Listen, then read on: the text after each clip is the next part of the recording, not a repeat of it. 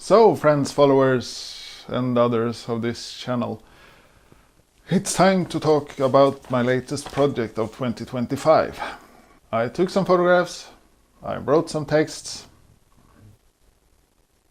some might call it poetry, I don't know what I call it, but I wrote some texts without rhymes, but with allegories. Is that what it's called? I just call them text and photos with a touch of politics.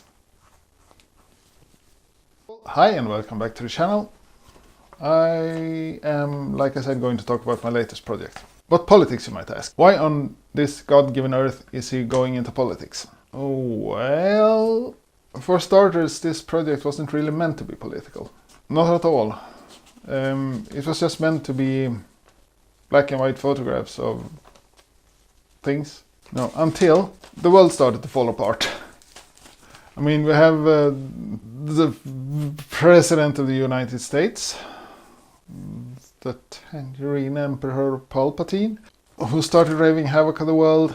And we have the leaders in Russia who started raving havoc on the world, the leaders of Israel, and in Sweden we have a far-right party controlling the government, not even sitting in the government. And it feels like everything is just absolutely bonkers and crazy right now. And I've been listening a lot to progressive leftist music, like Springsteen, Björn Ulvaeus and others I've talked about in recent videos. And all those things came together in this project. And of course, I grew up working class. So that's where my heart lies and always will live, in the working class of the society. We grew up around factories, we grew up around hard-working, what's in the United States called blue-collar workers, and I adore those everyday heroes, going to the factory, working their asses off to feed their families. Those are the real heroes of the society. And it's always those little people that have to pay for the 1%ers' houses, fine cars, fine dinners.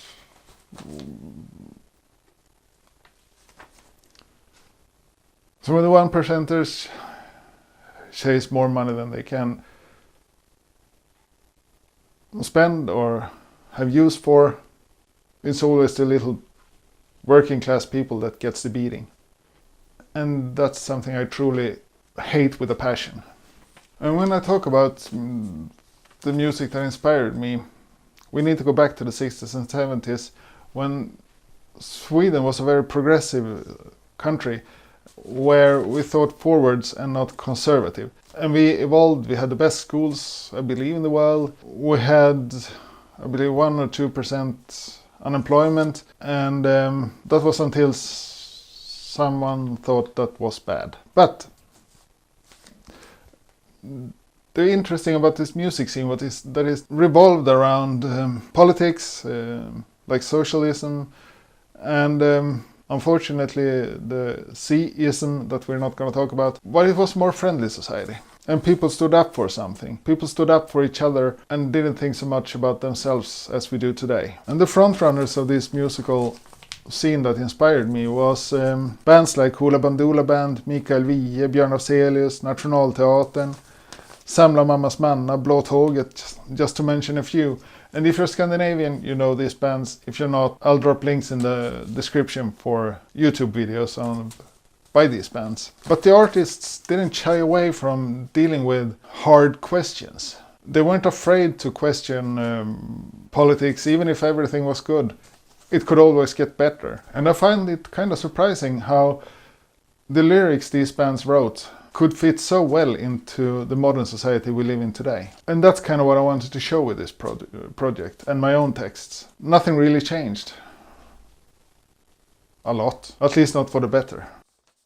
The only thing that changed is the rich got richer, the poor got poorer, and the society got more divided. And now moving forward to the 70s and 80s, Sweden had quite a huge punk rock scene, with bands like Imperiet, to mention one, besides the British punk rock scene with The Clash and the Sex Pistols and so on. And I like to draw energy from the anger of that music into my project. There's nothing more energetic than hearing Thåström or Johnny Rotten just belting out those lyrics. And moving forward, we have a band today just recently got together again to make a new album after about 20 years or so, called Clawfinger. The latest single about Trump is fucking phenomenal, and I'll drop a link to that in the description of this video as well.